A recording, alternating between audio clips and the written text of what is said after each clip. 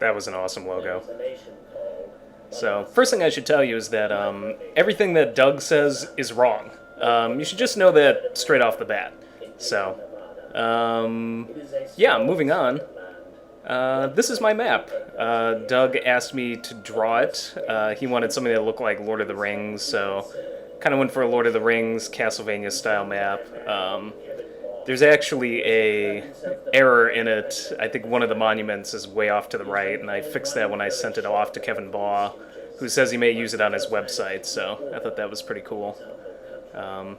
Thing about the narration is, Doug, originally we were going to go for James Earl Jones, but I had an awful death cold coming back from this, so I couldn't do that.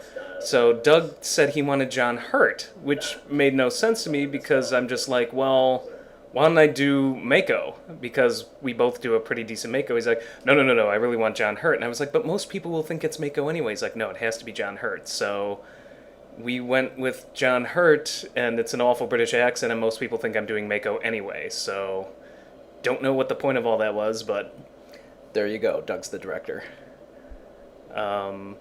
Special thanks to Skitch, who did the music for this intro.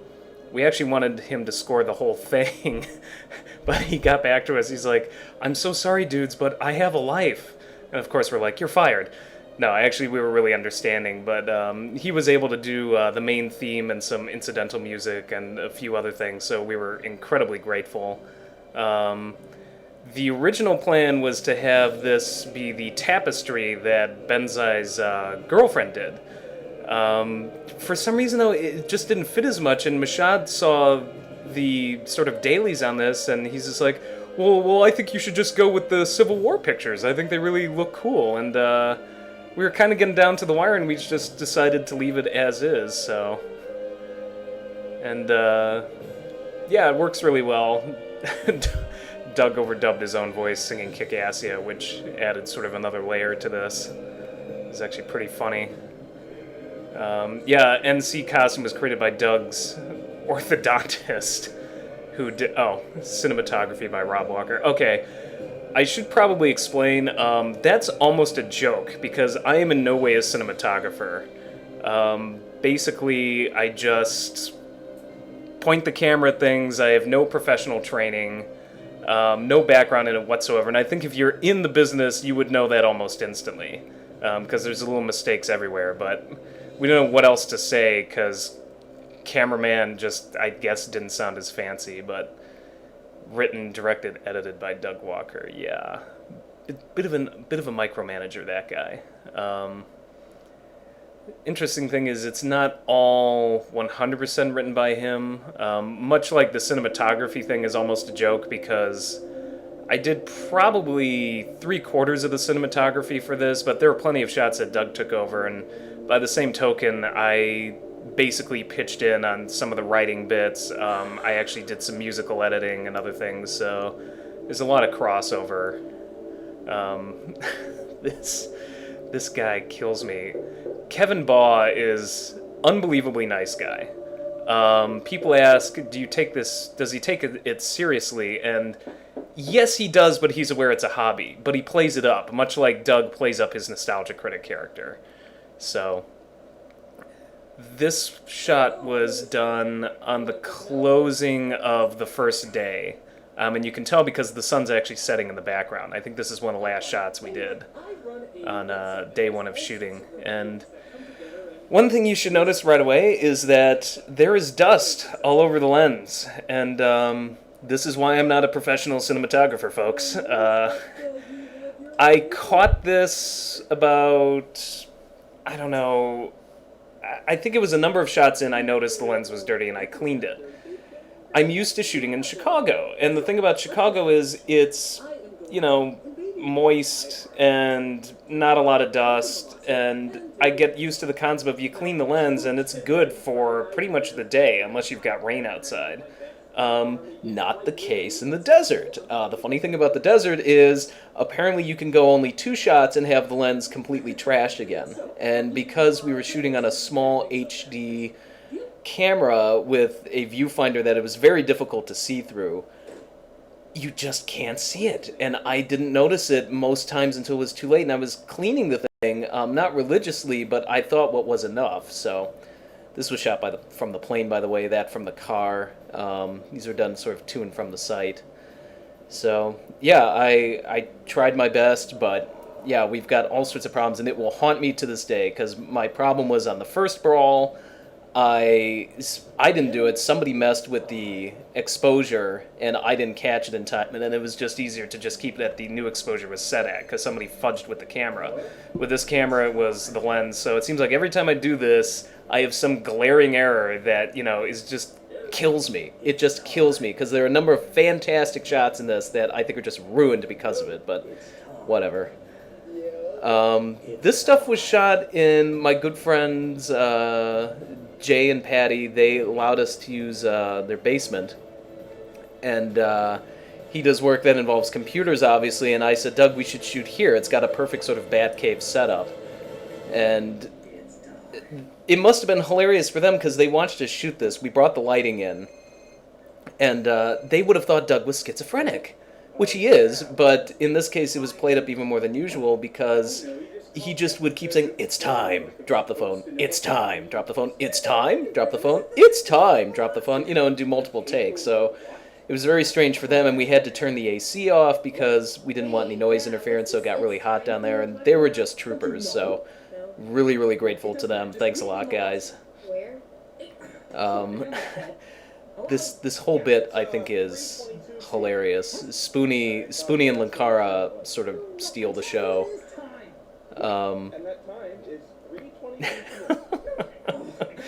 Spoonie's so wonderfully oblivious. And Joe improvised this line, and I couldn't agree more. I think Chick-fil-A needs to be open on Sundays. We don't have any in Chicago, and when I go to Ohio and I'm there on a Sunday, I can't get my damn Chick-fil-A, and it upsets me. So I'm behind you all the way on this, Joe. Linkara cashing in. Now, some of the things about this scene, Doug came to me and he's like, I'm hurting for material. He's just like, I don't know what the excuses should be for some of the people that Cam come with, because we knew we couldn't afford to bring everybody. So I gave him a few ideas. I came up with the Seinfeld answering machine thing. Believe it or not, Sean isn't at home, which is one of my favorite jokes in Seinfeld, George Costanza's answering machine. I think I also came up with the bit with Little Miss Gamer, because we had just watched the Captain N review again, just examining some old NCs, and I said, well, why don't we just have her sucked into the game like Captain N and bring Link into it and everything, well, excuse me. So, this is my favorite, by the way. By the way, this has been an answering machine. The look on Doug's face just is priceless here. So confused. So, yeah, this one was my idea, and I was worried because I didn't know if Lil Miss Gamer could, really pull it off with, the production values. I mean, she's a great actress, but we took one look at it, and this is more than we actually expected. I love her punching the duck from Duck Hunt, and so this came out just perfectly. And the thing I like about this scene is it gives people their due credit, because we couldn't bring everyone in. It was logistically impossible. So we wanted to give these guys something, just to say, hey, we're not forgetting about you, It's just we can't physically do it. We don't have the cash. So it became a great way to do that. And what satisfies me is the fact that a number of fans said, oh, well, Loomis Gamer stole the show with that cameo, or Sean stole the show with his. And everybody had a favorite, and that tells me that we did a good job if everybody thinks someone else stole the show. So, Film Brain. Film Brain gave a performance we wrote it that way, but we didn't expect him to be as into it as he was, and it was such a great surprise. So, really kudos to him. And this stuff now was actually shot on the third day. The stuff in the basement back there was shot it was like a week and a half after we got back in Chicago. This stuff was shot, no, this was the fourth day. That's right. All the hotel scenes were shot on the fourth day in order.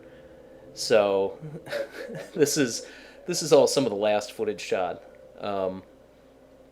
Jason Jason I regret because I don't think we used him as well, and this happens all the time.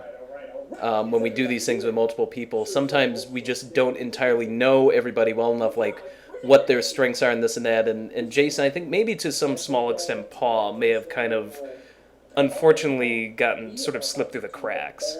But once again, there's some people who are just like, Jason stole the show with this or that, or Paul stole the show with the kazoo. So I guess in the end it worked out. Now the funny thing here is Doug's audio cut out in half of his shots. So this shot here, that's our living room.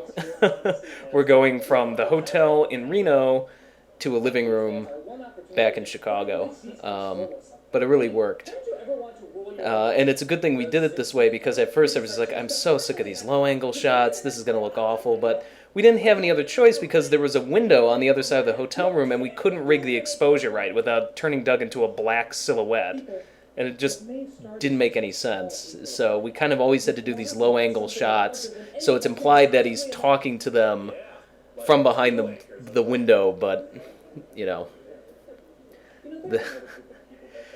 this speech got us into a lot of trouble, and I don't think people realized we were joking. I understand international viewers who are a little more intimately connected with that whole issue that happened back in World War II, but I think if anything, we're making fun of ourselves and Nazis. By comparing ourselves to Nazis, we're making Nazis look dumb, is basically what we were going for. And it was also to imply how easily these people are being led. That they're just all sheep in Doug's eyes, and it's setting up the fact that Doug will be a dictator.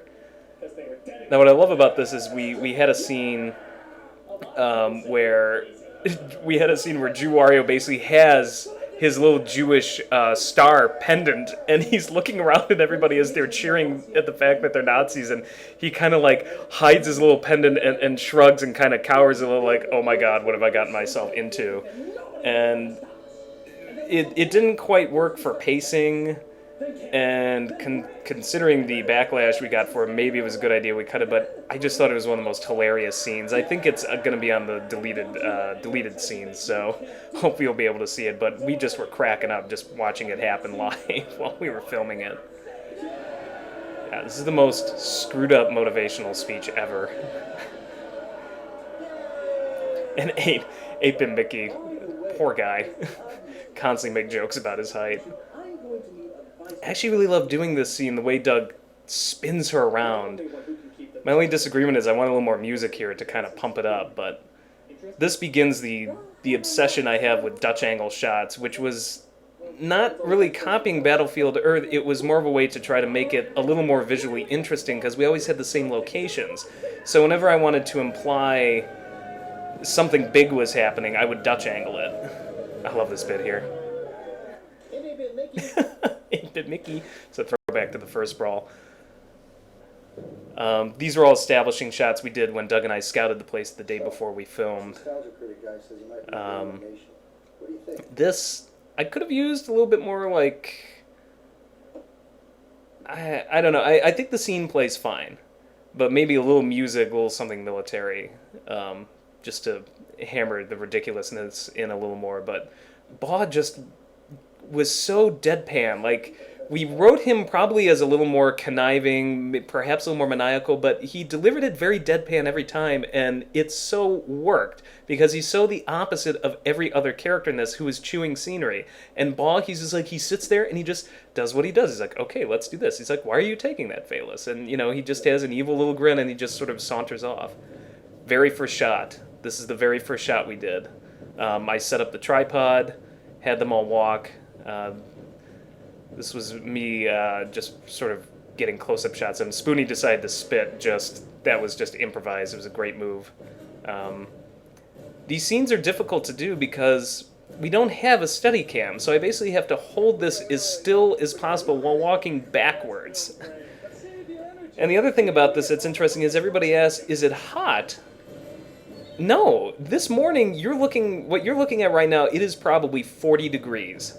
We were in the high desert. You have to think of this more like Tibet than your classic sort of Death Valley. I mean, it's still a desert, but it's a mountainous desert, and this was late April.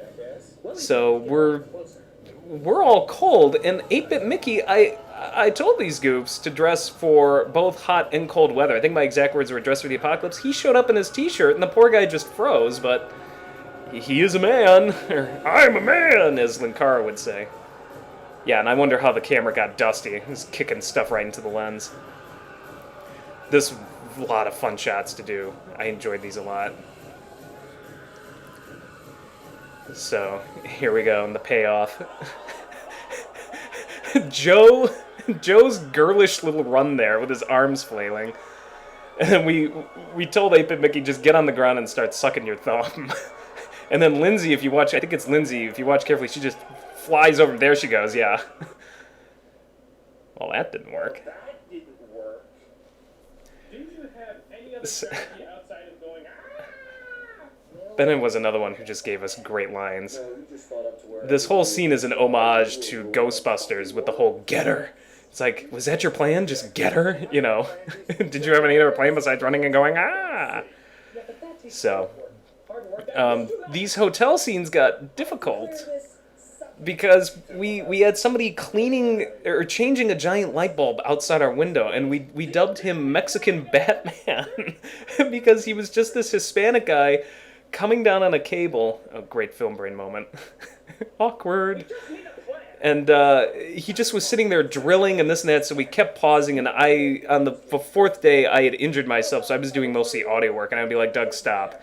You know, we can hear the drill outside. I think this was my idea, was to bring Dr. Smith in it. We were looking for a couple of throwaway jokes.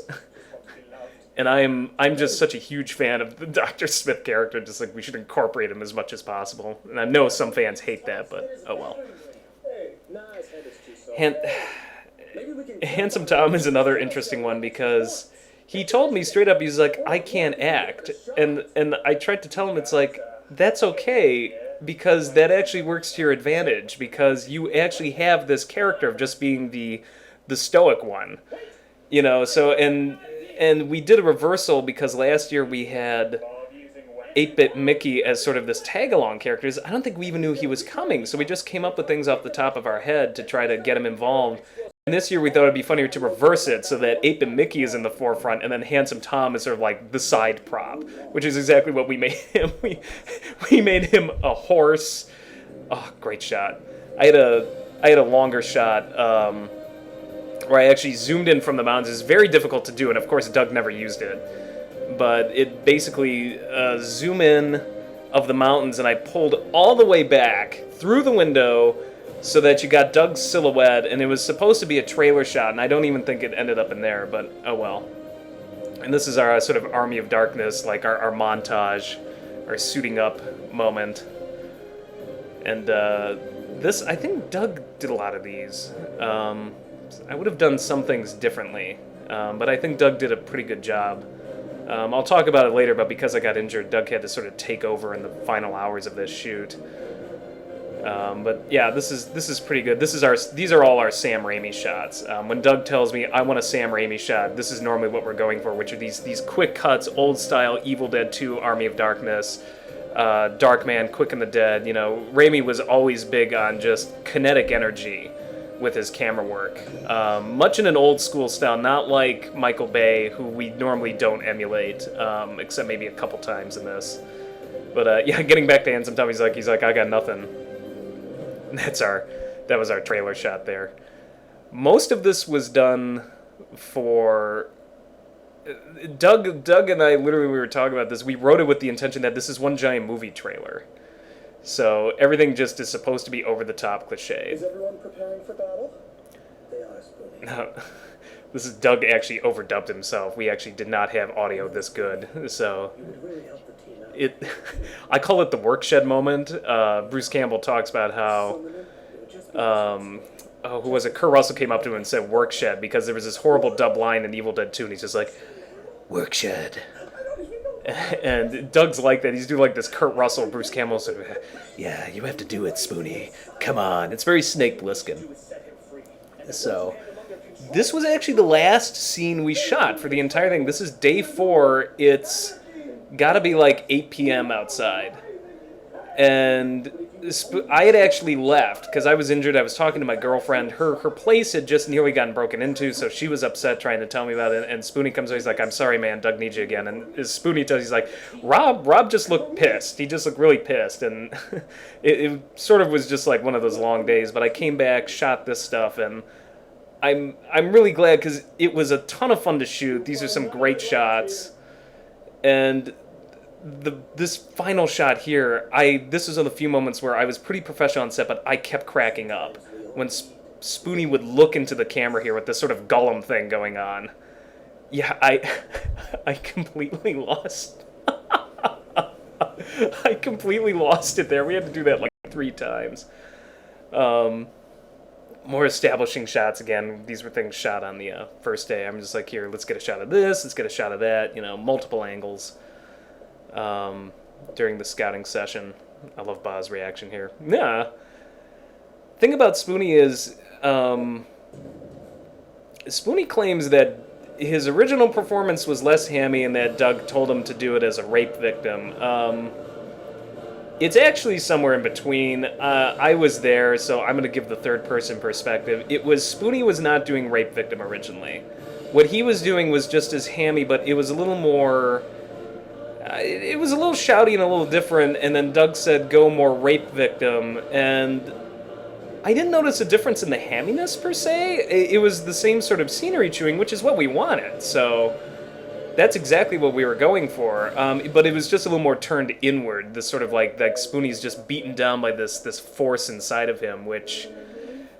we've been told by Spoonie's fans has nothing to do with continuity, but Spoonie is the first one to say there is no continuity, only Insano. So we thought it would be fun to give him this Jekyll and Hyde performance. Lord Cat bought this mask at an army surplus store, and I felt terrible for him because he has his face covered most of the thing, but he wanted to do it that way. So I'm like, okay.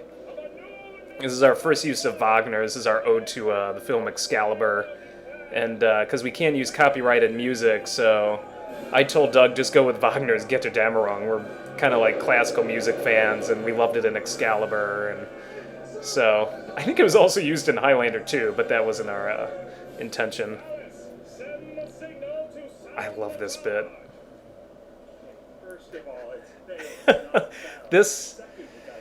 This was an homage to Bargo's earlier role, where he took over as executive producer, so we had to write him out of a lot of scenes, but we basically... great scene with Paw. We actually left his original audio in there. We were going to actually overdub that, but that's what he originally did.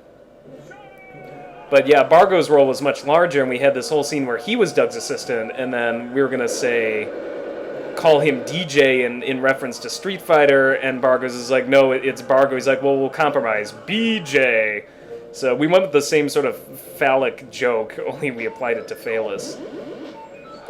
Alright, so here's where it begins. This was, I think, second hour into shooting. We had done the charge first, and then we started this stuff. And during one of these shots, when I was on Doug tracking back, I basically tripped. We were shooting on a path, and the path was lined with rocks.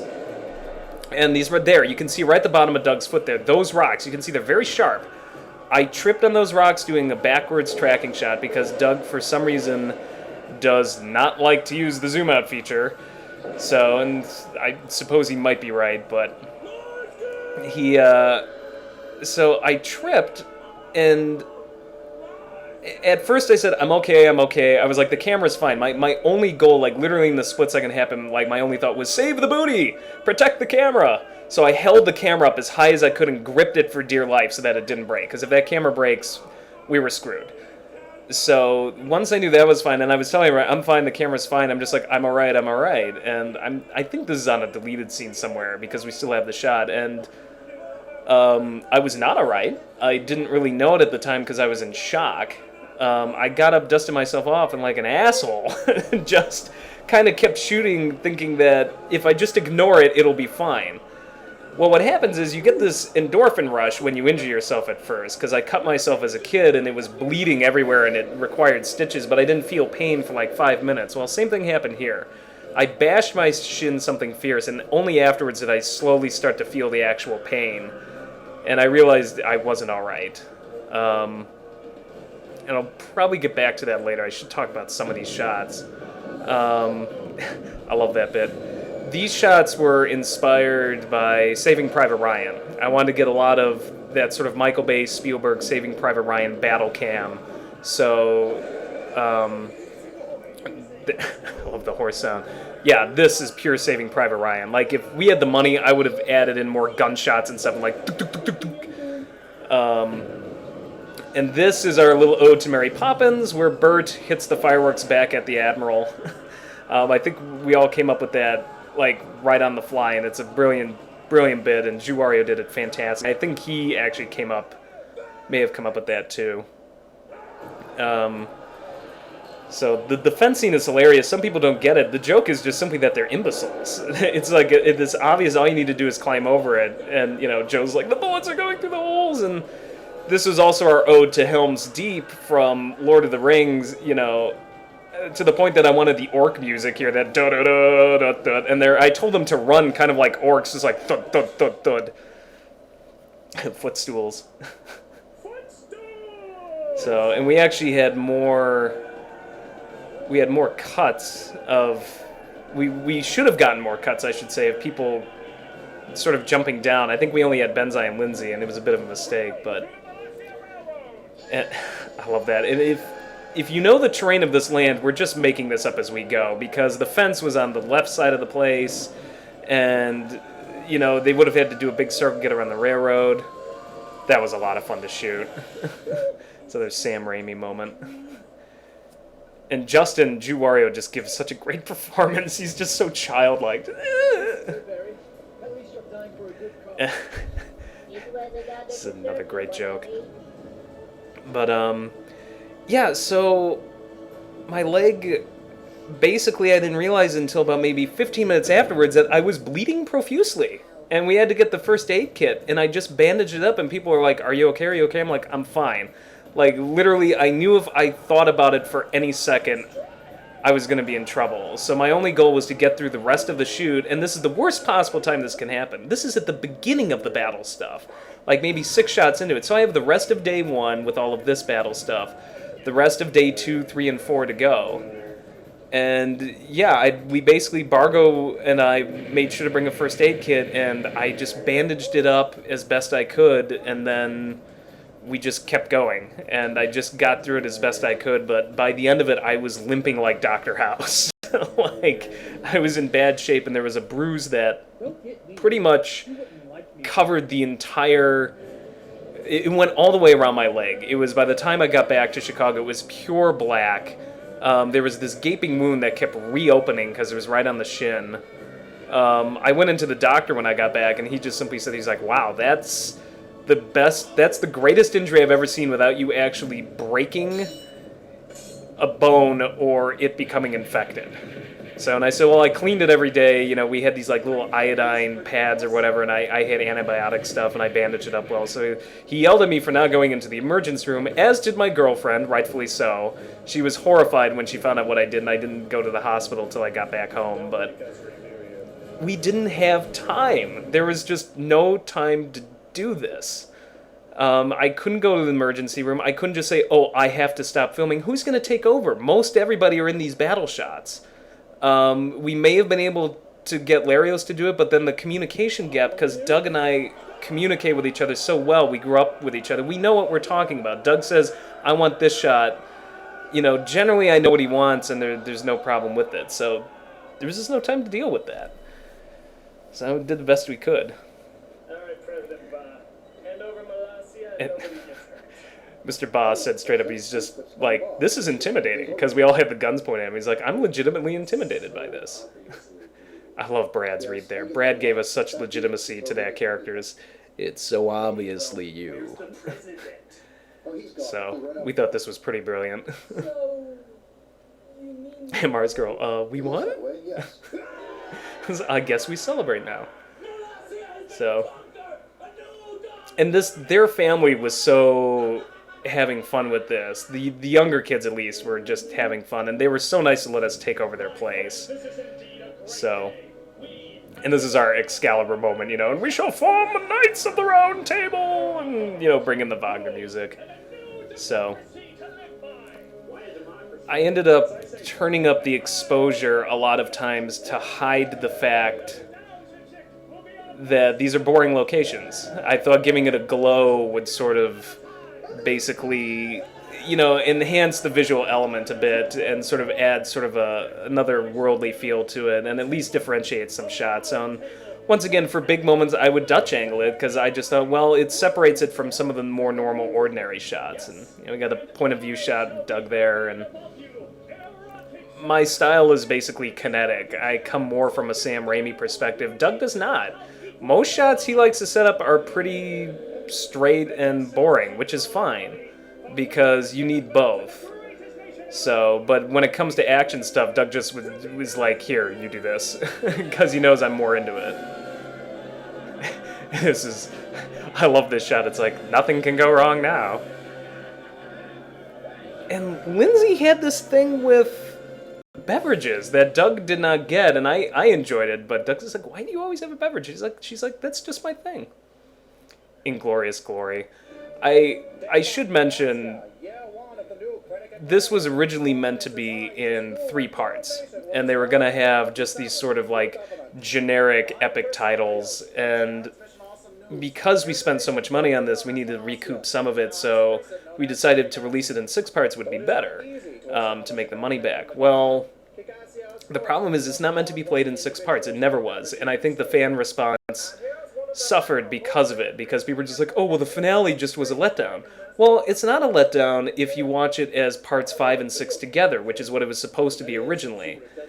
So it's a letdown if you're watching part 5 and then you have a whole day to wait till part 6. And I agree, if you look at it from that perspective, it's a letdown. You had 24 hours to figure out what was going to happen, and it's all pretty obvious. Santa Christ comes back, this happens. If you watch part 4 or 5 and 6 together, it works a lot better. So when people watch this, they should keep that in mind, that this was meant to be 3 parts. Or if you're watching it as a whole movie, I think it works better that way as well.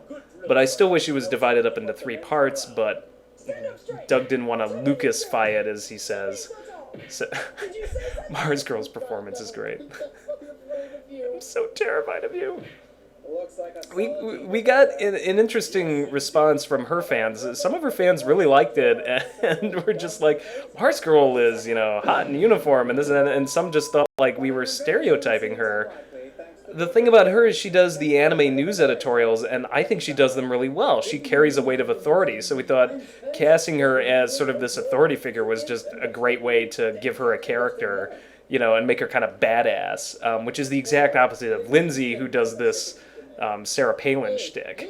So I think there's like a dichotomy there that really works, because, one goes for this authoritative thing, the other goes for this, Alaskan soccer mom spiel. Look at that shit-eating grin.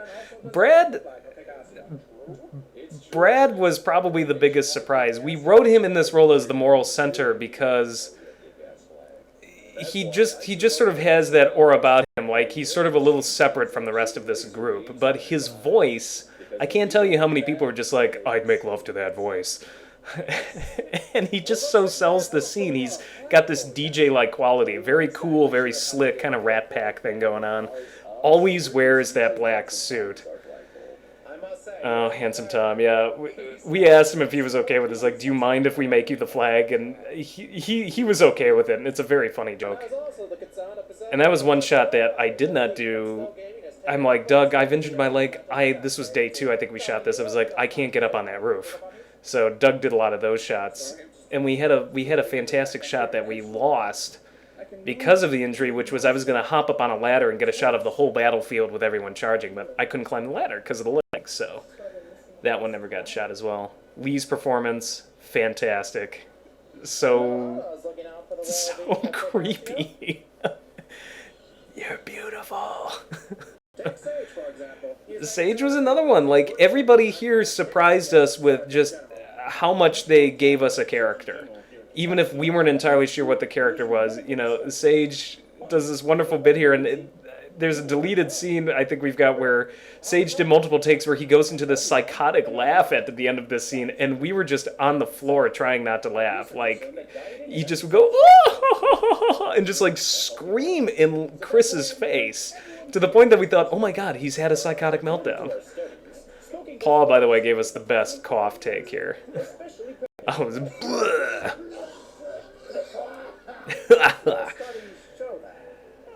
so this was a good joke, and getting to Chris, I felt the worst for him, Jason, and Paul. I probably felt the worst for, but Chris unfortunately had little to do day 1 and 3 and 4 because all of his stuff was on day 2, and because he does Transmission Awesome, I don't regret putting him in that role. I think that we put him in that role because of the Transmission Awesome stuff, and it was the funniest and made the most sense. But basically, it just meant that he shot all of his stuff on one day, and he just would kind of sit around.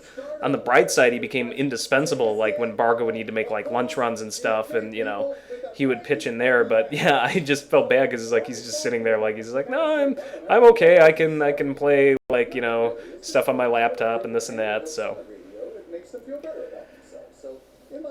but. Yeah, that was one of Doug's jokes. I'm not quite sure I followed it, but making Spoonie in charge of science, I think, was great. This is pure luck. It just came down right there, and I was like, perfect shot. You can't plan for something like that. That was just perfect. I actually had more shots of Spoonie walking around, and Doug's like, no, we don't need it. I thought the scene was going to be longer, so I wasted 7 minutes like ordering Spoonie to walk around in the desert and just do sciencey things. That shot is one of my biggest mistakes, by the way. I should have left it on both Spoonie and Chris, but I thought the focus should be on Chris because, he was the focus, he was the one talking, and the problem when you do these things is we had no time to plan, and I only had sometimes 2 shots at best. If I were lucky, I would get 3 or 4, so by the final shot, I knew exactly what I wanted to do. We didn't have any practice shots, except maybe once or twice, because we didn't have time to do this. We had 4 days to shoot all of this, in the middle of the desert. So, and that was one that I completely regret because, like, Spoonie gave a fantastic take, of him just, like, going, like, ooh, like, he's still upset, and it got cut because I cut him off, and I regret that. Let's see what goes on inside the government building. It was a great bit. Phaelus's character... Phaelus is a very interesting person. I get where he's coming from because in my early days I was very much like that. I was more of an observer. I just like kind of hanging out with people and just, being involved, but I didn't say much. And he's very much the same way. He's just a very nice guy, but he's just sort of quiet and he's always there and he's always active, but he's just one of those guys that likes to listen. And it's sort of like his normal character is sort of like his persona on his reviews, only a little more subdued. He's not quite as loud and snarky. He plays that up. We got a lot of flack for this bit, but I still think it's funny. And people who say that Palin is old, like it's an old joke, I'm just like, how do you figure? She inserts herself into the media every single day. I still can't go on CNN.com without seeing her face. So I think it's still appropriate, and I just thought for us it was the humor came from not just the fact that she's doing Palin, but it's Lindsay doing Palin. Lindsay, whose reviews have this feminist angle. This is the last person you would think that Lindsay would do. And Lindsay, whose character is very just sort of cavalier and just sort of like, yeah, nothing phases me and this and that, to do this perky, smiley, aw, you betcha, with the whole outfit. We just thought the concept was hilarious. Our worry was that she wouldn't be able to do it. And when she busted out that pitch perfect, like Sarah Palin sort of Tina Fey thing, we had to do another take because we just burst out laughing. So in that initial shot where we just like pan the camera up her legs and she's just smiling there, always makes me laugh. Always makes me laugh. Because it's just so unexpected out of her. Like, I don't think I've ever seen her smile that big. Lindsay smiles, she's a nice person, but that sort of fake Cheshire Cat smile just completely caught us off guard with the lipstick and the bow tie, and it's just so ridiculous. And now for the moment you all been waiting And for. there's Doug. This is the one time I think he really did the pure Raul Julia. I'm just... I reminded Doug, I was like, just do Raljo. I was like, do the bug eyes, do the movements, and I think he nailed it. That whole greetings, Chris.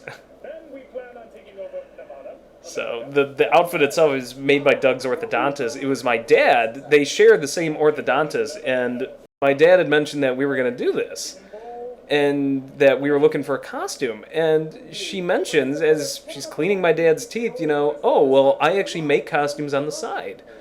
So my dad comes back and tells my brother this. My brother goes to the dentist and says, do you really do this? And she's like, yeah. So we asked her how much. They gave us a quote. I think it was like $600. It was expensive, but it was worth it. It was high quality material.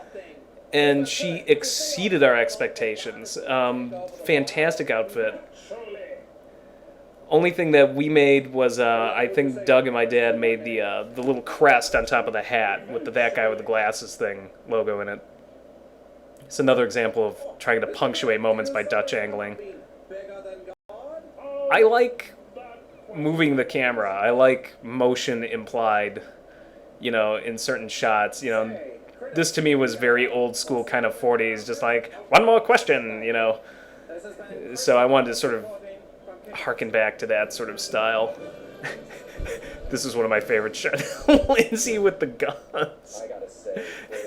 That we shot that, and like I just had to bite my tongue because I kept laughing. I was just like, we had an extended scene too where she's putting the gun together, and like she's like, this is how I hunt my moose out in Nevada, and it was priceless, but most of it had to get cut for timing.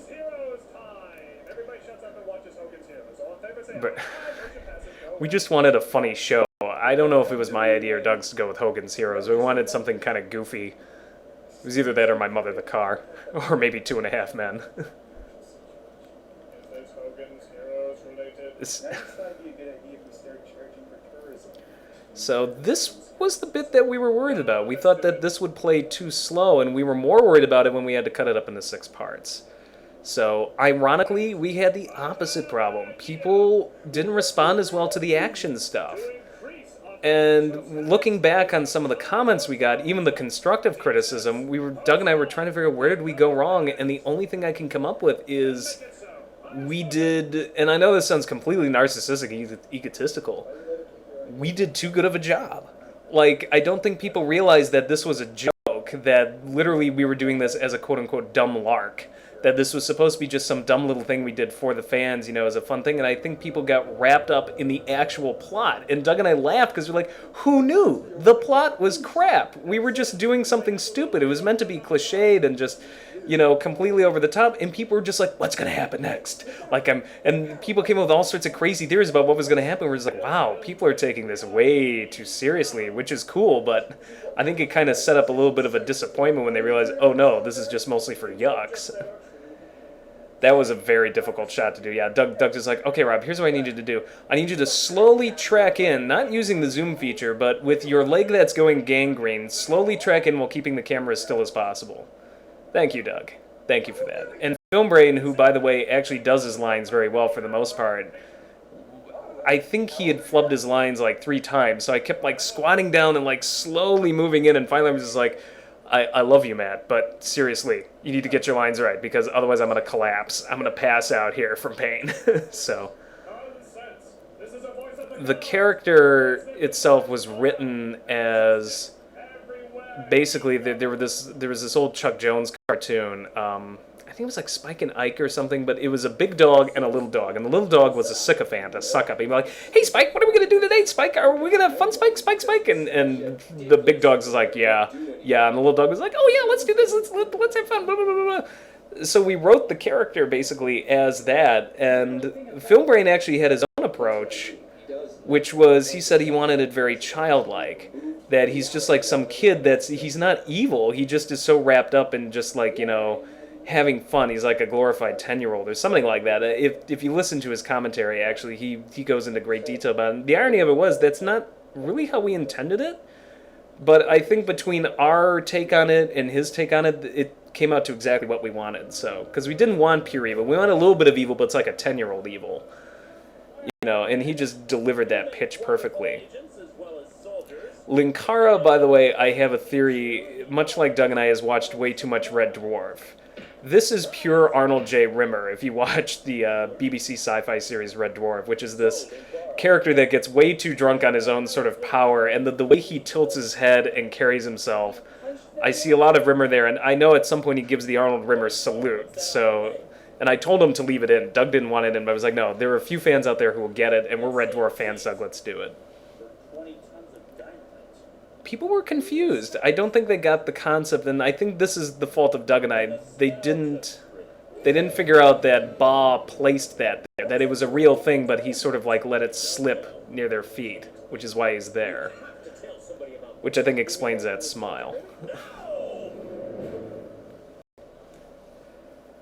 I should explain these titles. When we decided we were going to do 6 parts, we chucked any sort of epicness out the window. And it was just decided that we would come up with the most nonsensical names. That it would be like Police Squad, where they would say one name and have another one listed. So I think I came up with Triumphant Treacle. There are a couple other ones I came up with. Doug came up with the other 2. So they have no meaning. They're, except for the last one where all the really bad shit happens. I suppose that has meaning, but otherwise they're just nonsensical, and that's the joke. This bit... I love this bit. This bit, I think... I don't know if it was intentional, but it's very obvious, I think, that we're doing 9 to 5. The whole Lily Tomlin fantasy sequence where she poisons her boss. I think with this cheesy music, and her putting the poison in the coffee. Which apparently was some vitamin supplement that Doug just had on hand that you could... It was like a gel cap or something, so you could just crack open and pour it in. It was something harmless, but it's like from GNC. I love Angry Joe's performance.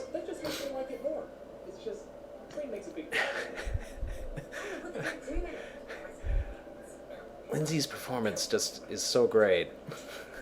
I could watch this performance forever, and then Doug's sort of reaction here, like, what? So we have no regrets about that. Some people didn't like it, but, I think it's funny. What can you say? So, and Palin's not going away for a while, so I don't know why people think this is dated already. It's, we'll see if she runs for president or not. If she disappears entirely in the next couple of years, maybe it'll be dated, but... This is the only joke that I was filming this, and I kept trying to tell Doug, I was like, we need something else, but we couldn't think of anything. This part is funny. Yeah, right here. Like, I just personally don't get it. I guess she's going to do jumping jacks. Like, we just didn't have a way out of that, and that was the best we could come up with. Also, because of the short time limit, there were a number of scenes we had to cut or just not film, and one scene we just couldn't film, we just ran out of time, was we wanted the scene where Doug gets up and she has this piano wire and tries to strangle him and just misses, because Doug gets up. And we had other scenes where we wanted her to try to kill him, in random bits, but we just were running out of time.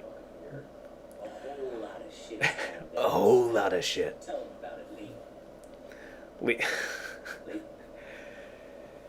Joe was another one that in the first brawl, we didn't give him enough to do. We just sort of made him this little action star, and once we get to know these people, and it's never intentional, it's just there's so many people on the site, and if we don't know them that well, we're not entirely sure what they can do. So Jason was another one. Jason adds so much credibility to this scene. He's like, I'm the guy who's going to tell it to you straight. It's like, here it is, here we go. And Doug and I should have used that more, but we just didn't realize it until we were on set. So, there's not much you can do. But yeah, Joe just gives this great performance as the Secretary of Defense, that gets increasingly more manic. It's a great trailer line out of Jason.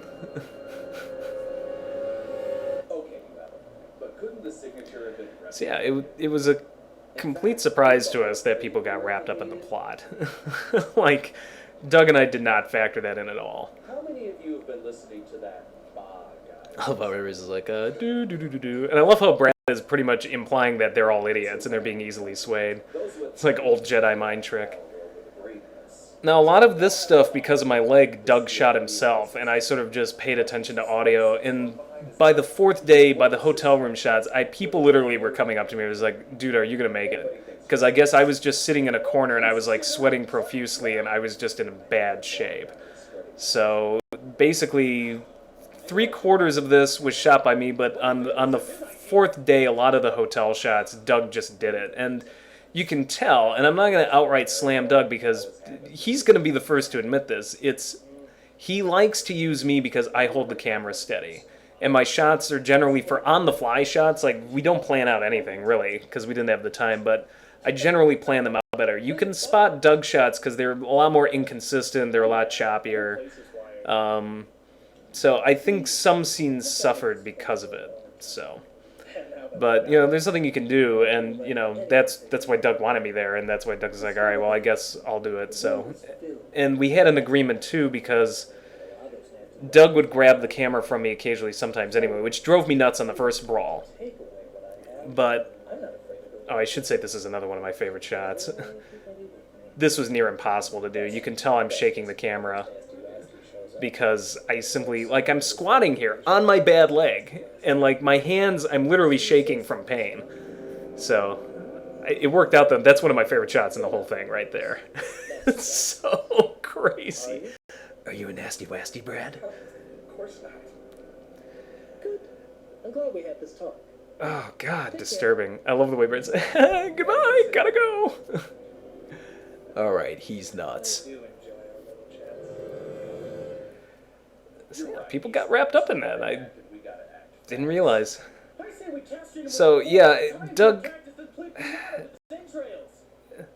This actually was part of a number of scenes where Bennett gave us random lines, and that reaction's pretty legitimate. Some of the things he came up with, people are just like, Jesus Christ, dude. So... but yeah, Doug, on the first brawl, literally would grab the camera from my hand. It was like, I can do it faster. And the funny thing is, I can always tell which shots they are, because all of a sudden the style changes a little, but it annoyed me the first time around because he was not clear that he was going to do it. This time, with the time limit, I completely was in agreement with him once we discussed it in length. I'm just like, you know what, once we got there and I was on set, I was like, we need to do it that way. So I didn't have any problems with that. A funny thing about this scene is we had two people walk by as we were shooting this scene. And here's Matt listening at the door, and this couple in the room next door just looks at us, and this guy's just like, what are you doing? And we're just like, we're just filming home movies. He's like, oh. I was like, shit. I was like, this shoot's over. We're going to get the cops called. They're thinking we're probably robbing somebody. See, this is something only Film Brain can do. He has this innocence to him, and he is the baby of the group. I'm pretty positive he's the youngest. We may have picked up a couple producers that may be a little younger than him, but at least on the shoot here, he was the youngest, and he just brought such enthusiasm. He was just so much fun to watch, and just would throw himself into everything. Despite the fact that he had the worst layover, I think him and Benzai... And actually, Mars Girl came from Tokyo, I think, on a vacation right before this. So those three were just dead tired. Okay, now this scene... Doug... I gave Film Brain the direction to shout, in SWAT style. And when I shot this, I thought that there was going to be music covering some of this up. There's no dramatic tension here because there's no music. And I told Doug to put music in here. And it drives me nuts because I think the scene just completely falls flat. And he'll go on and on. I'm sure he's going to go on and on in his commentary about how oh no, the scene's fine the way it is. But it isn't. It needs music there. If there's anything that Psycho taught us, it's that something as simple as somebody getting stabbed in the shower can be made 1,000 times better with music. And Doug didn't do it. And it's not to yell at Film Brain because he gave a fine performance, but there's this thing called post-production. And Doug, who is a hack sometimes, just does not understand this concept. So, I don't know what his deal is, but yeah, hack auteur. And to this day, that is my biggest regret about this. I don't know what his deal is. I don't know why he can't see the obvious. But, whatever. I suppose he's the auteur, and if you question his authority, he goes into a conniption fit. I think he actually really does think he's M. Bison sometimes. He tried banishing me. I told him that scene didn't work. He's like, you were banished. and then kicked me out of the room. I'm like, what the fuck, dude? So then basically we didn't talk for a week, and then I suppose it's settled now just because we agree to disagree, which is basically a nice way of saying that, I'm right and he's wrong. But, eventually he'll see the error of his ways, or eventually, finally he'll just direct a really bad movie, and, there you go. I won't be there to help him. I'll just be like, well, I gave you all the advice earlier, but you didn't want my help. There you go. So, see Phaelus there? That's me. I'm the one coming up with the ideas, and then Doug just sits there and absorbs some of the good ideas, only makes them worse. So I so identify with Phaelus. But yeah, what was my point? Oh yeah, Doug, total hack. Moving on. This scene is... I think most people figured it out, even though we had to put the Götterdämmerung Wagner music in it, but this scene was supposed to be Judge Dredd. And it's... I think it's my favorite scene in the whole thing, and Doug actually asked me to do the music for it because he couldn't figure out how to do the Wagner music, because this is 4 separate bits from this piece spliced together, and then a couple other pieces, so I spent at least a good 2 hours editing the music here together so that it would fit. Because we wanted something like Alan Silvestri's Judge Dredd music. That was in the temp track, but this is the closest thing. You can see my shadow, by the way. My Army Ranger hat that I bought at the surplus store the day before to block out the sun. You can see me with the camera right there at the bottom. That's me filming. Underneath the, I don't know, that little gate or whatever. So, yeah, this... And I think this is the most cinematic scene. I just love how this plays out. Brad gives a great performance. Doug is so over the top. I think the music, it's not as good as what we originally wanted, but I think it works. And I like playing the same Wagner music again because it sets up, like, it's this triumph of music almost like mocking. Just like, this was once a proud nation, now how low have we fallen. I think that's my favorite shot here. Just cut back to Kevin. Once again, though, the dirty lens drives me nuts. Ugh. I like that lion, too. That's just on his property. That's a memorial to some battle Kevin had. This was shot in Chicago. We did a blue filter in post. Actually, I added the blue filter because Doug didn't know how to do it. Because this would be bright white lights. When we shot it, and I'm sure you'll see in the deleted scenes or the bloopers how bright it was, but so I was able to come in and basically make it look like moonlight. Now the funny thing is, originally we were going to shoot it outside. It was supposed to be like Bargo summons Doug, and it was going to be underneath this lamppost and everything. But we came down to the wire, and we had this horrible windstorm in Chicago. It wasn't even raining that much, but it was so windy. It's just like there was no way we could do it. We would have no audio. So we just said, screw it. We came up with this idea that Bargo reconstructed the room. That was on the fly. Bargo turned around and shuffled like that just as a joke. And I said, do it again. I was like, just do it that way. It was like, that's how we're going to do it. And he kept trying to do it, and then he kept laughing because it was so silly. But these were some of my favorite shots because I had the time to plan these out. Like, literally, we had like 4 hours to do this. Everybody asks how Bargo does that. It's like, is that some special effect? Like is he a cutout? Is he on a skateboard? Like, and I'm just like, no, Bargo he did that as a joke. He just takes one giant step forward and he just moves his body slowly like some sort of yoga move. So there's no real trick to it. But I told Bargo, I was like, let's just do it. So I set up all these elaborate shots where I did it, and Doug picked the best ones. But yeah, these shots are some of my favorites because I had the time to plan them out. Like, and I think you can tell that there's a difference in this part of the film versus the rest. This shot here and some of the others is like, it's much more cinematic. Remember your roots, critic. Remember your roots. Damn it. People kept saying the dialogue was bad. I was like, that's the point. It's like he keeps using the same line, damn it, Mati. I hope that runs into the wall. And the shadow play we did, I tried to get the shadows in as much as possible. I had a shot that was even crazier. That was just like just going everywhere and like zooming in embargo, but for some reason Doug just wanted to do it with the more low key shot. So I think the crazier shot would have been better. Again, hack auteur. The funny thing about that scene though is it. Doug always shot the Nostalgia Critic on this old massage table we have. And so when it came time to show the table itself, we realized, well, we can't just show a massage table. What are we going to do? So we tried putting a black sheet over it. Well, that ended up looking like a black altar. We tried putting a white sheet over it. Then you could see still that it was a massage table. So then we had some sort of like old paisley sheet, and we threw that over, and I told Doug, no, let's go with something else. And Doug's like, no, we don't have time, just do it that way. And to this day, I still get emails. I'm just like, why does the Nostalgia Critic have paisleys on his table? I'm just like, I don't know. That was the past. He did multiple takes of this, and Spoonie always did that scream. Oh! I love this moment. I like these shots. I think the dark lighting, we decided to make it look like night by closing the curtains, and it gives you a different color scheme. All of this yellow implies that it's like maybe late at night, like this is some late night session. I think it just helps break the film up stylistically. So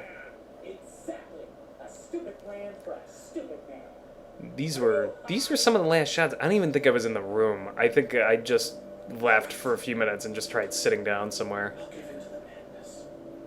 This was another scene that Doug didn't know what to do with the music because we had such a great temp track and we couldn't figure out how to duplicate it. I found a website that does free cinematic music that's not copyrighted, and I edited this piece together out of like 4 separate tracks, so still probably not as good as what I wanted, but it's probably the best I could do. But this is another one of my favorite scenes. Not only did Spoonie do this well, but I think it's just so epic, the way the clothes come out, and because we wanted a transformation sequence, didn't know how we were going to do it, and I thought this was great. And Spoonie's smile, it's legitimately creepy. Like, you get this sense of dread when Insano comes into the picture. Probably more so than is necessary, because Insano always tends to lose, but... yeah, that smile. I love revealing the name. So, yeah, now keep in mind, see, you could tell it's still light out. Spoonie grabbed the curtains by mistake, and we had duct taped the curtains. So you could still tell it's not entirely dark, but Fall of the Risen. I forget if that was Doug's or mine, but completely nonsensical. It's another establishing shot I did on the scouting day. But yeah, keep in mind that the end of this... that was the end of what should have been part 2, not part 4. So now we would be beginning the final part of this. So this technically would be the beginning of part 3 if it was done the way we originally wanted it to. So I think it plays better that way, because this is all one giant sort of climax, with its own ups and downs. So I had fun pulling out and getting Insano in the shot. Yeah. Now,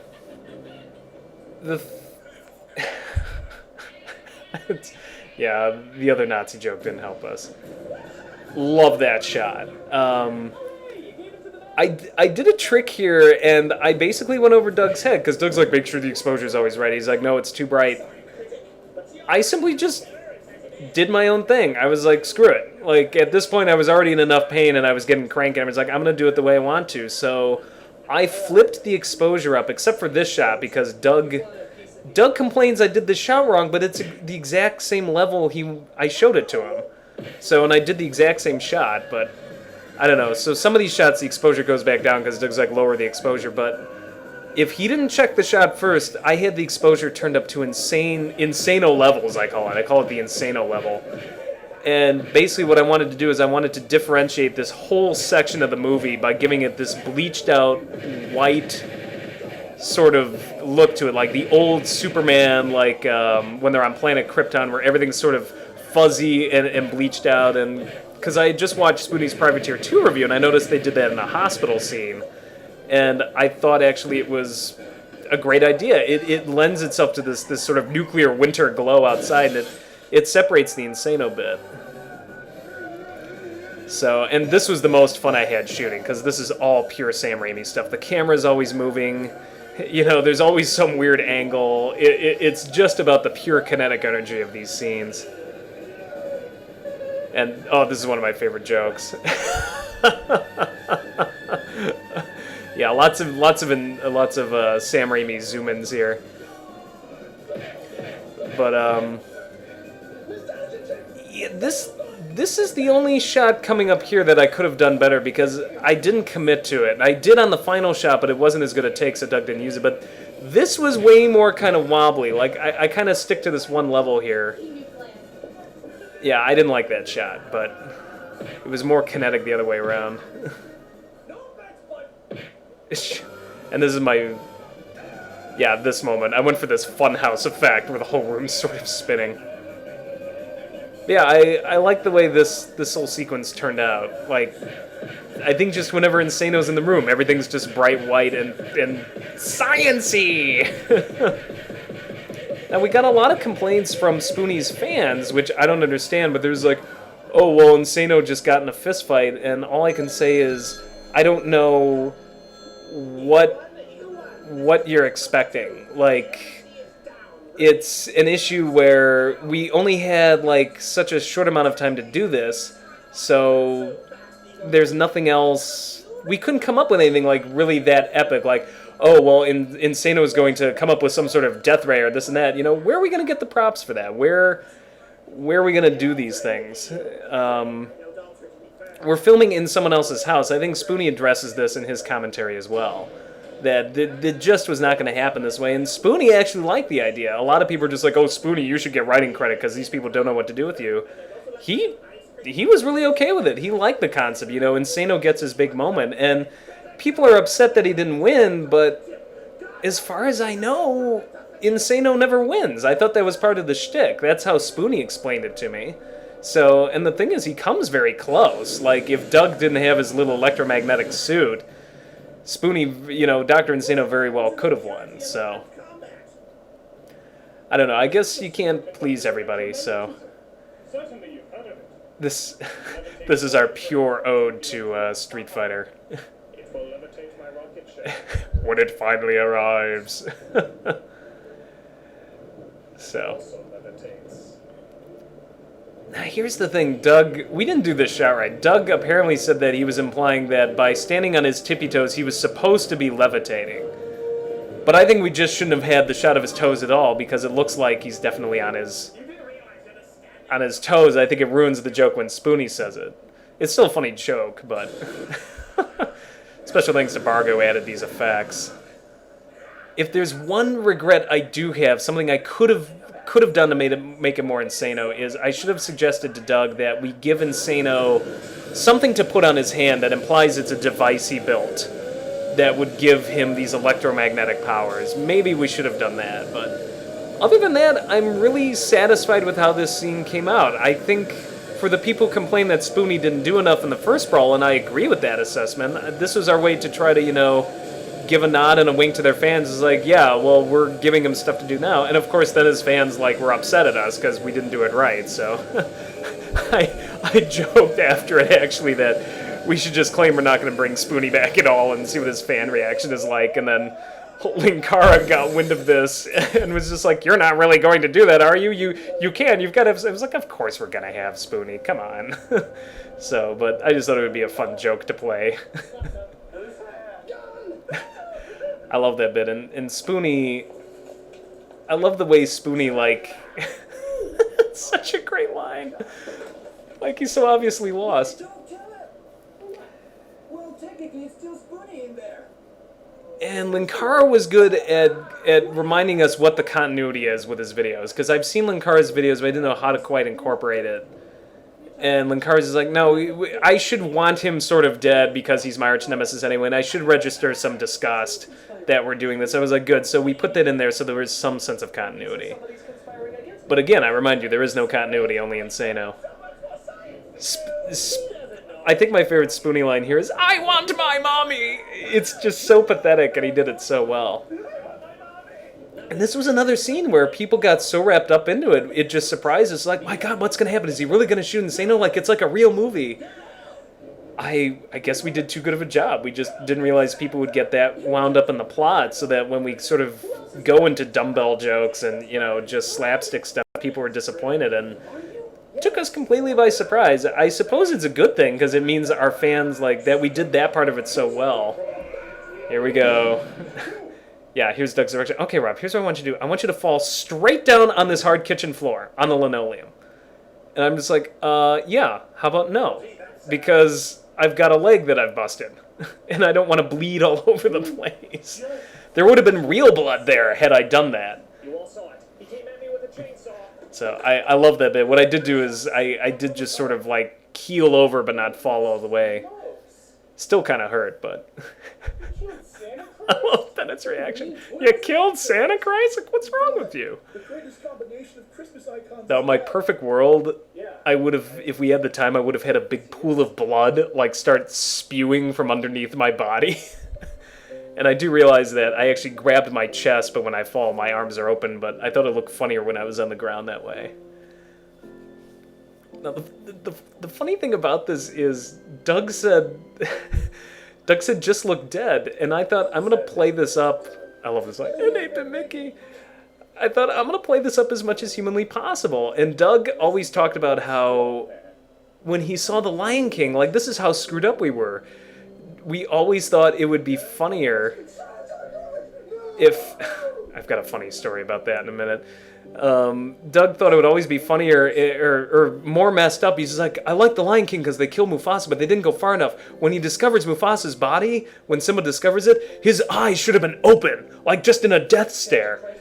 So, as my little homage to Doug, I just say, well, I'll take this supposedly kind of touching sad scene, I'll just make it creepy for all it's worth. So I, like, had my eyes wide open. Like, I just have the death stare.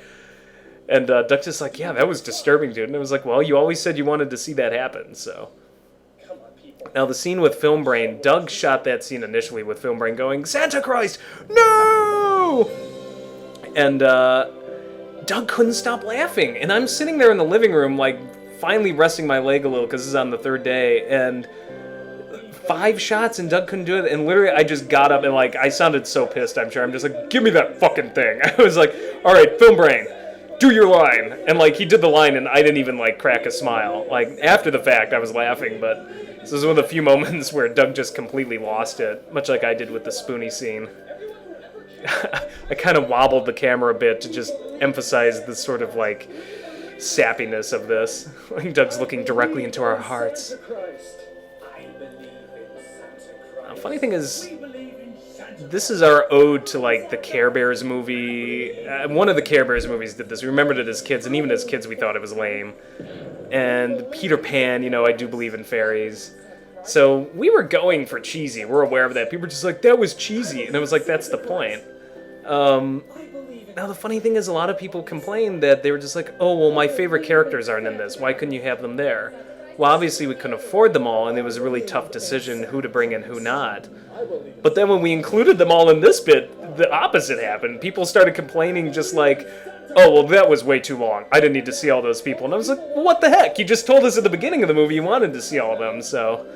I mean, I get where they're coming from. It does bring this to a dead halt, but I think the payoff is worth it. Just the, nope, he's dead.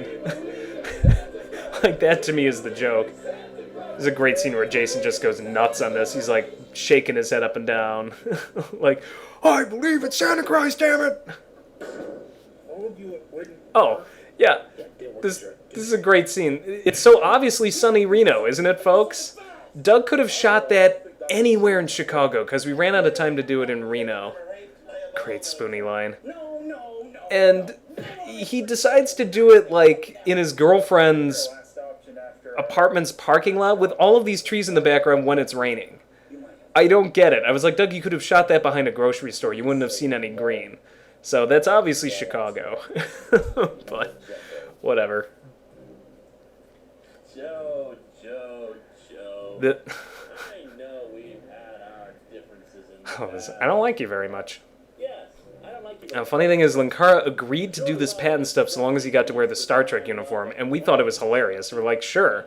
But we just thought it was a very strange request. Like, okay, if that's what you really, really want to do. My job to do it.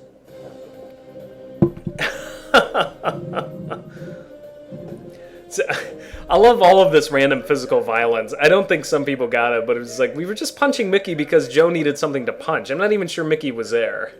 Until the final time he's just like, oh, well now I just need something to punch. The biggest surprise was how well Linkara did Patton. I always thought my George C. Scott was actually pretty good, but I do the quieter George C. Scott. He did the shouty Patton so well that I'm just like, I bow before the master. And I remember shooting just a couple of these bits, but most of this was Doug. Doug kind of took over. I call this second unit stuff simply because Doug was doing this, because this was near the third day and I was... Or no, this was near the end of the fourth day, and I was dead to the world. Like, I'm just like, I can't do this anymore. Literally, I was like on so much ibuprofen, I was probably over-medicating myself. And of course, James. We had a lot of people who didn't know what they were talking about. It was like, oh, James wouldn't want to be in this piece of shit film and stuff. Well, I hate to burst your bubbles, the few of you who assume that, but we're good friends with James, and he likes our work, we love his work, so we didn't want to milk the angry video game thing for all it was worth because we haven't done it in a while, but we thought we've got to find a way to get him involved because it's just always a pleasure working with him, even if it's just long distance like this. And he gave us just such an awesome performance, and once again has cemented himself as just one of the most gracious, nicest guys just for doing this. And I think what he said there was legitimate. He's like, well, thank you for this obligatory cameo. Like, he has fun doing these sort of things. So shout out to him. Can't thank you enough, James. Pleasure working with you again, even if indirectly. I also love his line about it. And Monty will come up through Messina. I think he ad-libbed that.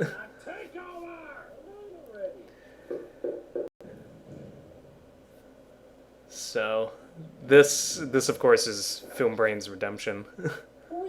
I don't know what Justin was doing here.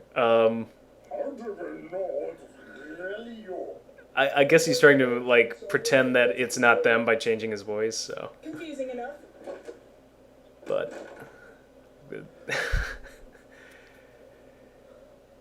he looks so crushed. He's like a puppy that's just been kicked. I love that. This little spider monkey thing he does. He's like an insect. It's like bzzz. He killed Santa Christ. My favorite. I love how they push Mars Girl into him. She's like doesn't know what it's like. There. That was just some brilliant scene. I love Ape Mickey. He just completely sells the scene. I like how he taps into his... I know he lives in Texas. I think he tapped in a little bit and says, so, you want to help save Santa Christ? It's a great line. Missed a hilarious cameo by Board James. This, I give Doug props that these two shots were very well set up. Now, of course, you can see that it's daylight outside because Doug didn't cover up the curtain all the way, but... And I think most of this montage Doug shot as well. That was really well done, so I have no complaints about this stuff. That was kind of second unit, so... we help each other out. Like, you know, I did a lot of the music, I helped with some of the writing, and, you know, during these scenes, like, I complained at first, it was like, oh yeah, you're just going to grab the camera from me, but thank God, because I would not have lasted all the way to the end of day 4 if he didn't. Like, I literally, at that point, I may have had to check myself in the emergency room if I had to stand any longer. Let's take him down. So. Yeah, and now here's the thing. This still should have all been a part of Part 3. So this would have been going sort of into the final act of Part 3, but this wasn't meant to be. I love that. I told Doug, I was like, I'm getting a shot of that May Peace Prevail on Earth. And this was second day of shooting. So yeah, this was, you can tell my camera work's getting a little wobbly. I I love this whole segment. That shot with the binoculars just worked out. It looks like we CGI'd his binoculars to look like that, but no, that just looked like that. And I don't know if I told Linkara to do that or if he ad-libbed it. I'm not sure that was in the original script. Maybe it was. Oh, thank God you're here. Joe and Linkara have gone insane. So this shoot, I think now I'll just talk about the shoot in general. This shoot was hellish. Everybody showed up ready to go and left horribly sunburned with a chest cold, bloody noses, flus, you name it, we got it. It just completely destroyed us, and it's because it's the desert.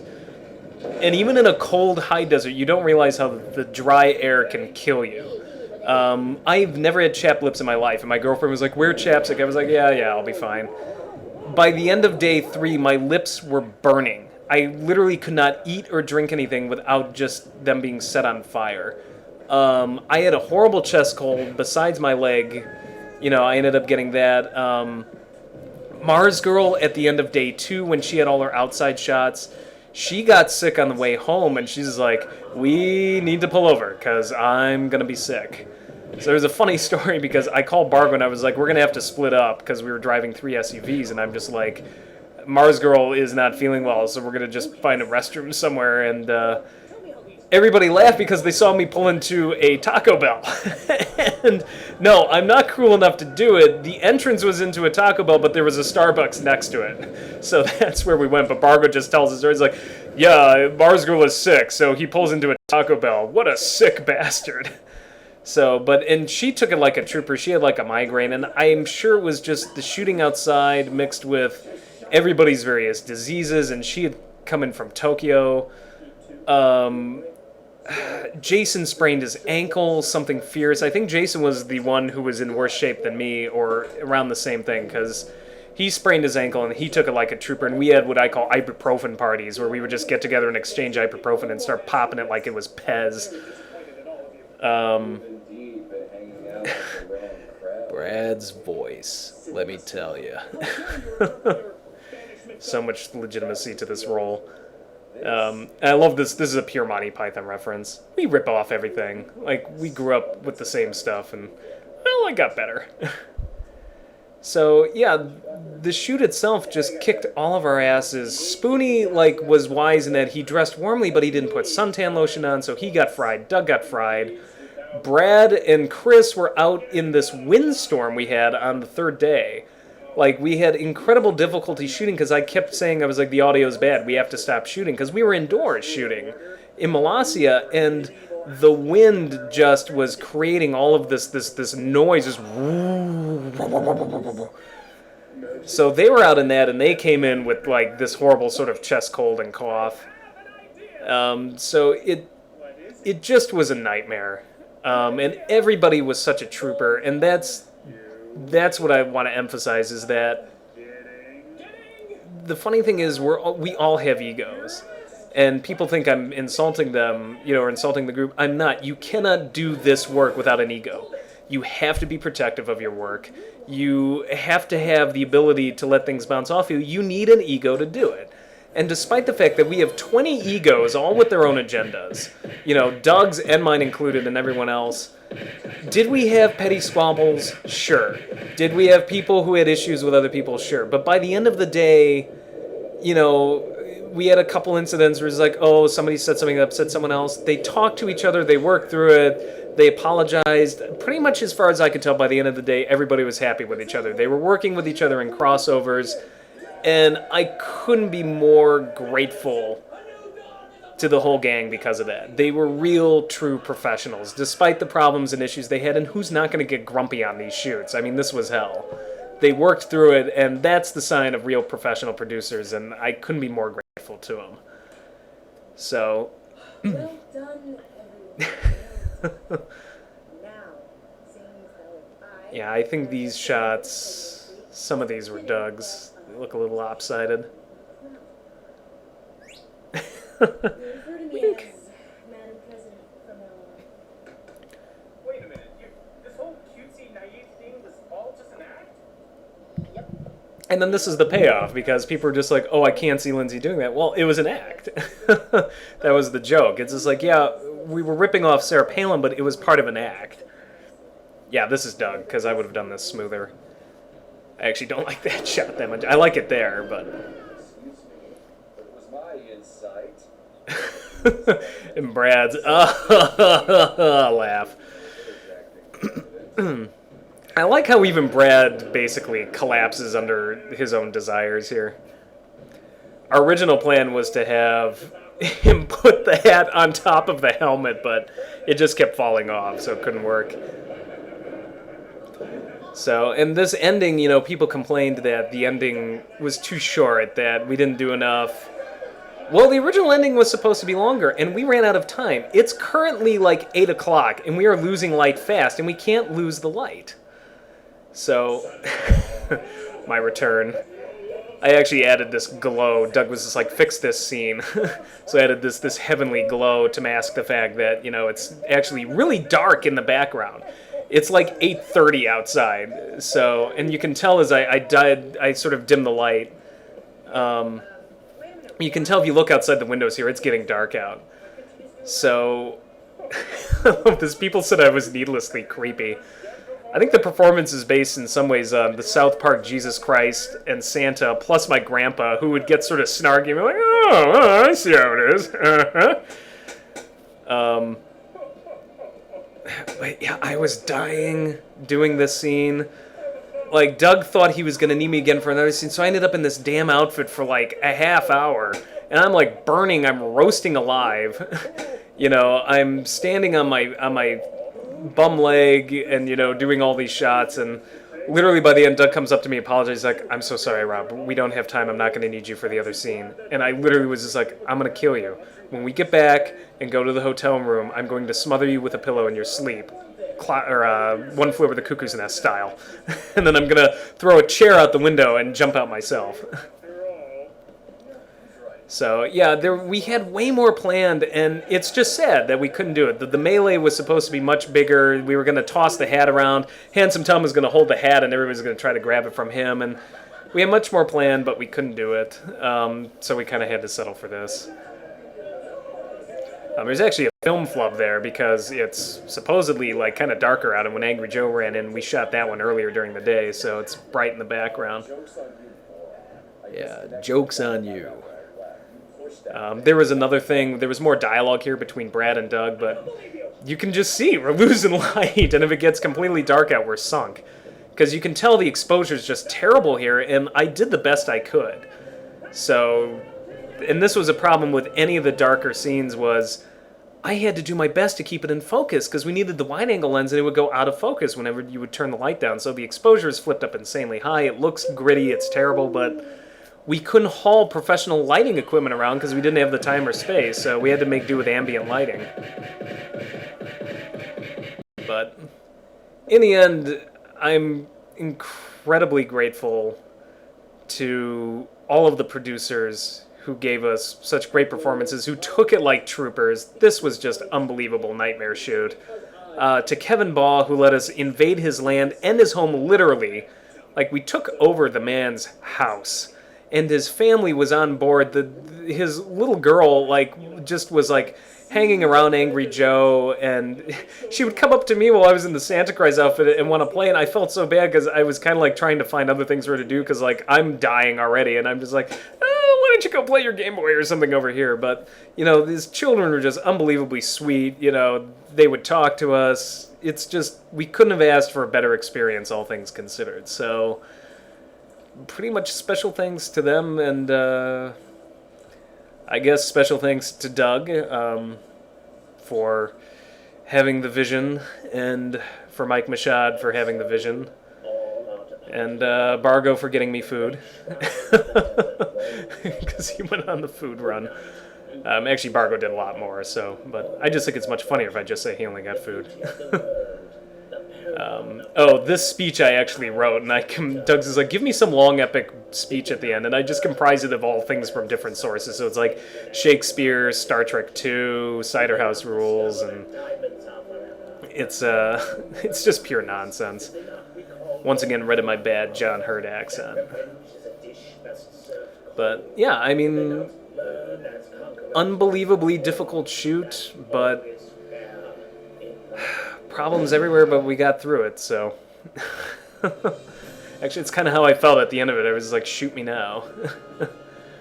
But, and this whole end credit sequence, this is how we wanted to start it. We wanted to open with this, and for some reason we just felt it didn't work quite the same. For one thing, we realized it was giving away some of the things that were going to happen.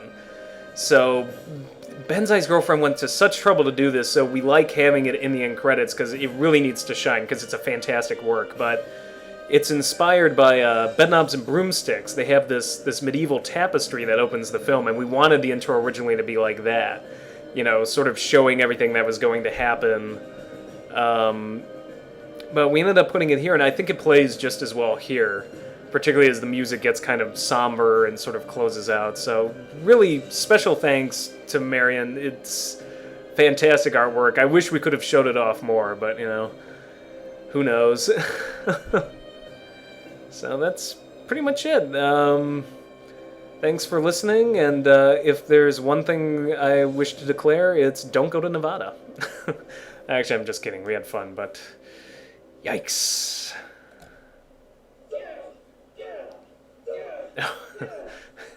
I forgot about this.